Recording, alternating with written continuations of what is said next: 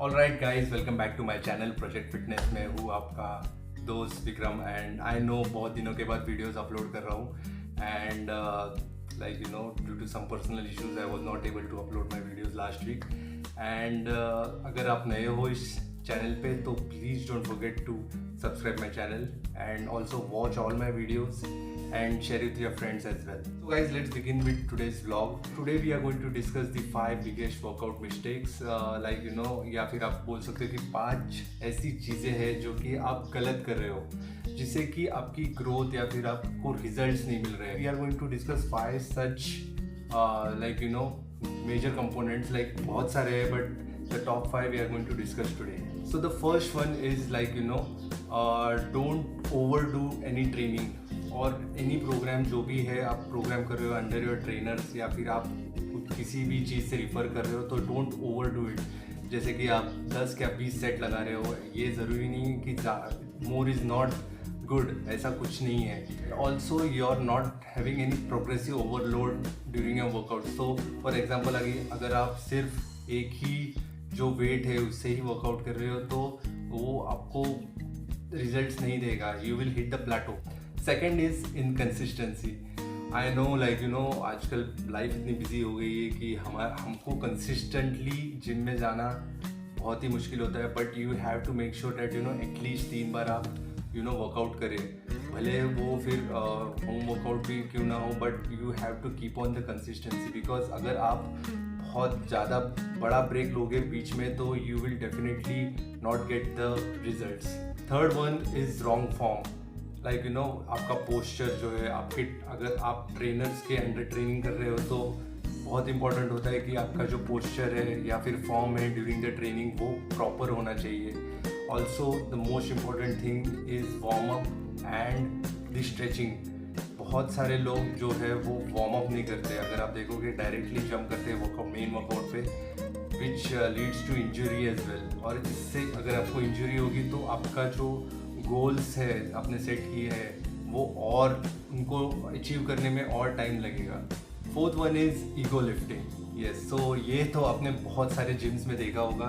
Ego lifting या comparing yourself with the other members. So for example if अगर आप नए हो जिम में या फिर आपने जस्ट स्टार्ट किया है हेवी वेट उठाना और आप देख रहे हो कि like you know most of the people are lifting more weights than you, तो आपको उनके साथ कम्पीट नहीं करना है.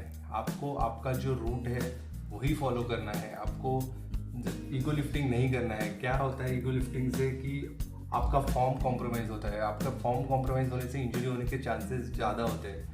ऑल्सो अगर आप कंपेयर कर रहे हो किसी दूसरे के साथ या फिर वो अगर बॉडी बिल्डिंग में इंटरेस्टेड हो तो बहुत ही गलत अप्रोच होगा आपका. क्योंकि उनका जो ट्रेनिंग है, डाइट है, वो बहुत ही अलग होता है. और जो आप समझो नॉर्मल डाइट पे अगर वर्कआउट कर रहे हो तो आप उनके साथ कंपेयर नहीं कर सकते. So that's why don't go for ego lifting and stop comparing yourself with others.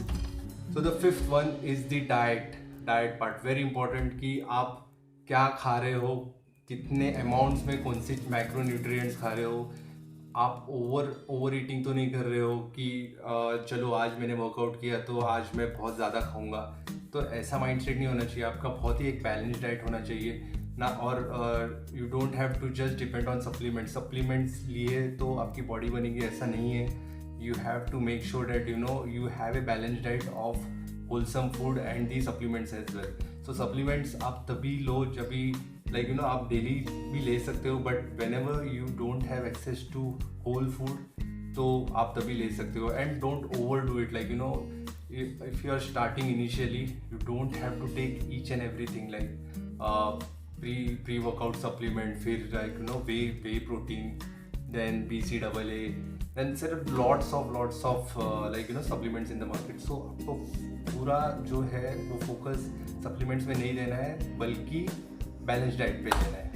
So this are the 5 factors that I have highlighted. Maybe इससे ज़्यादा भी होंगे. अगर आपको कोई लगता होगा फैक्टर जो कि you know which is a mistake that you are doing, please mention in the comment section. Also, like you know, as everybody know, like fitness comprised of 3 major factors.